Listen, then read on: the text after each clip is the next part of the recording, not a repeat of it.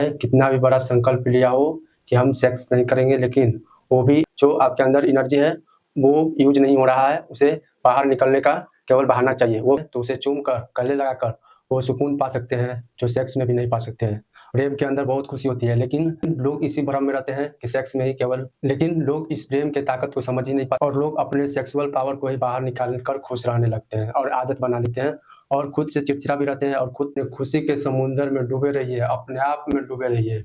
और उसे नहीं जरूरत है किसी शराब के बोतल का, उसे इतना खुशी मिलता है संगीत सुनने पर, इतना खुशी मिलता है कि वो खुशी बर्दाश्त नहीं कर पाएगा। घृणा भी करते हैं कि हम गलत कर रहे हैं, गलत कर रहे हैं होता है। इसलिए इसे गलत कहकर भागना या फिर इसे व्यर्थ कर देना दोनों ही मूर्खता का काम है। इसलिए इसको समझना जरूरी है और इसका सही इस्तेमाल करना जरूरी है।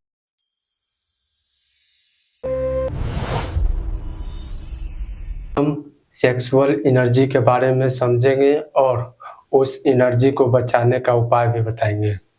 जब इंसान के अंदर से सेक्सुअल एनर्जी बाहर आने लगता है, उस समय हम लोगों के अंदर सोचने और समझने का क्षमता खत्म होने लगता है।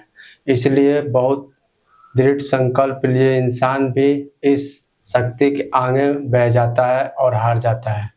चाहे कितना भी बड़ा संकल्प लिया हो कि हम सेक्स नहीं करेंगे, लेकिन वो भी बह जाता है क्योंकि ये एनर्जी है और एनर्जी अपना काम करेगा ही।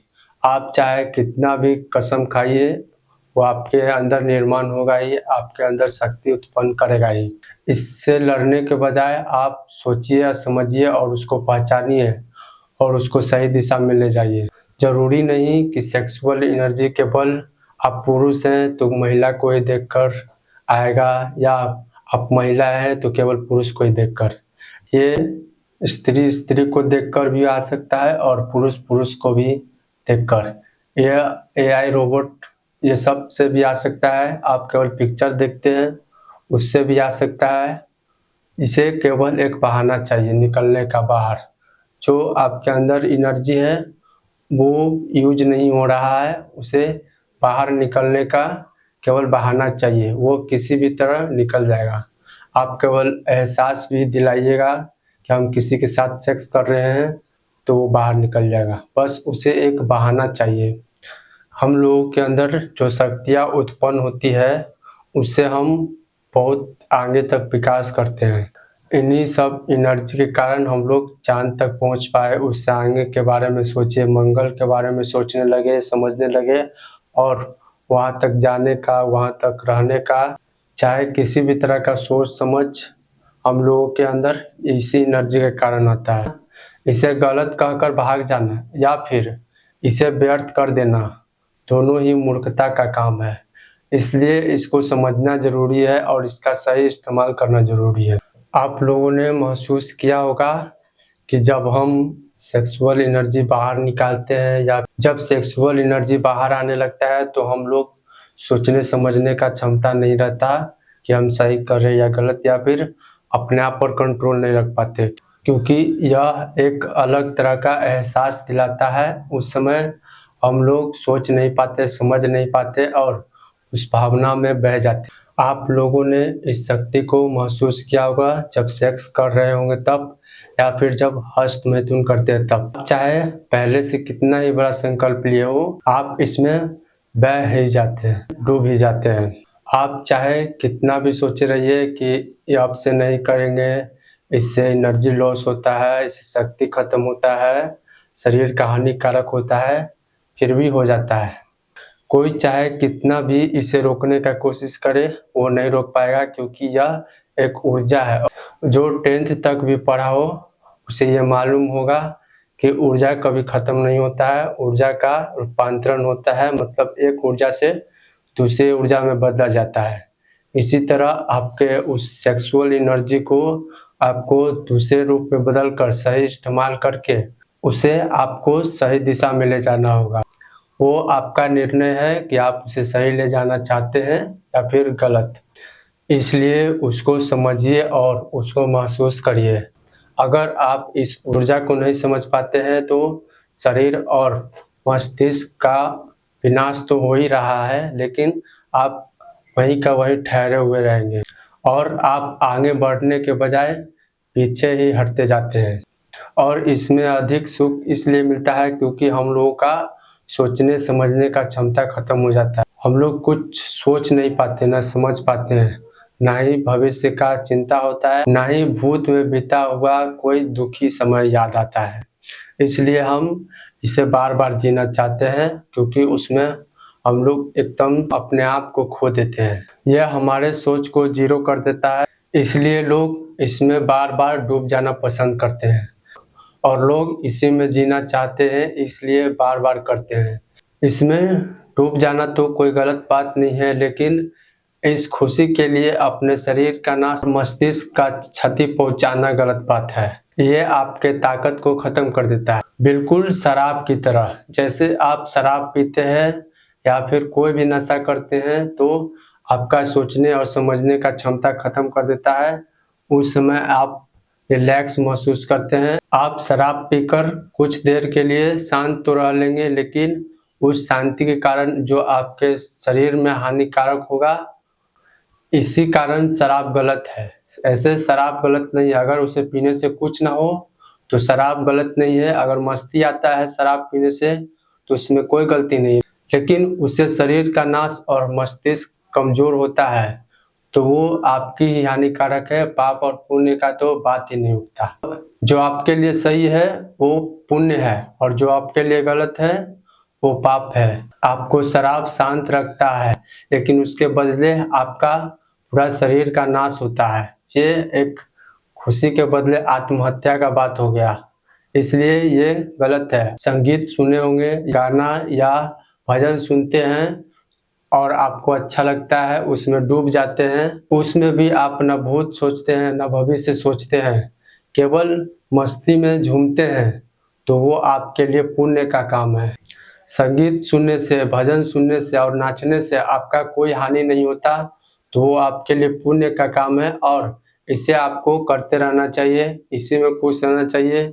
आप धन्य हैं कि आप संगीत में डूब जाते हैं, आप गीतों में डूब जाते हैं, आप डांस में डूब जाते हैं। आपको शराब की ज़रूरत ही नहीं और सबसे बड़ी बात, आपको कुछ हानि भी नहीं और आप संगीत गाकर भी अपने आप को खुश रख सकते हैं, अपने आप को वर्तमान में जी सकते हैं। जो संगीत में डूब जाते हैं उनकी खुशी तो बहुत अलग तरह की होती है। कोई संगीत इस तरह से सुनता है कि उसमें डूब जाता है, एकदम अंदर अलग तरह का हलचल होता है।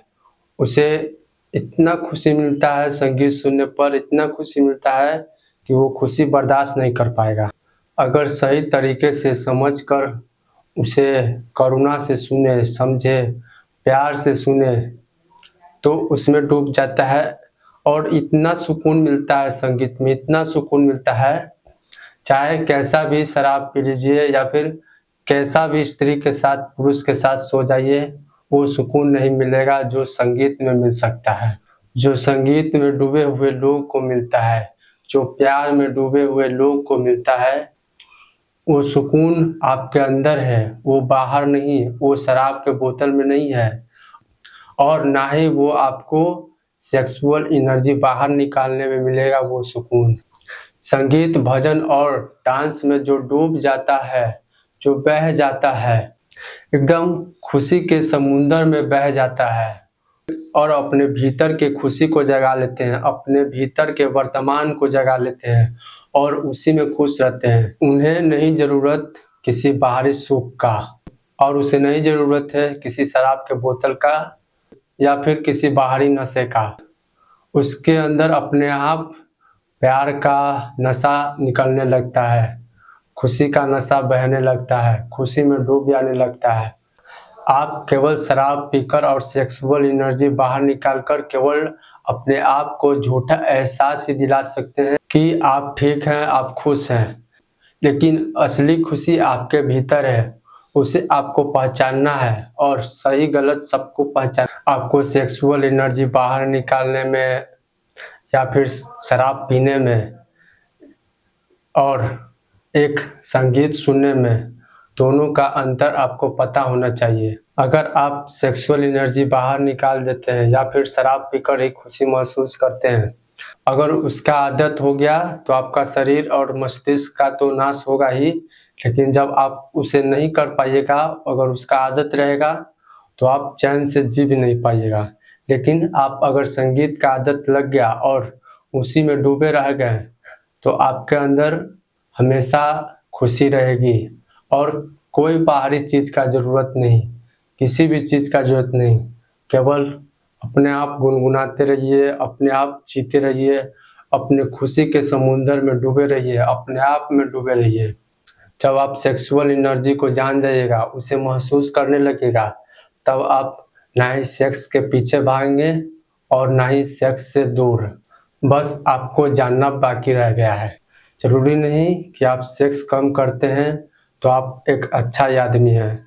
ज़रूरी ये है कि आप कितना प्यार करते हैं और आप कितना प्यार को सम्मान करते हैं। अगर आप सेक्स ज़्यादा भी करते हैं और सम्मान करते हैं और प्रेम के गहराइयों को महसूस करते हैं, समझते हैं, सम्मान करते हैं, तब अच्छी बात है। अगर आप सेक्स कम करते हैं और सामने वाला का सम्मान नहीं करते, प्यार का सम्मान नहीं करते, तो वो आपका थोड़ा-सा सेक्स भी बेकार है और आपका जीवन भी।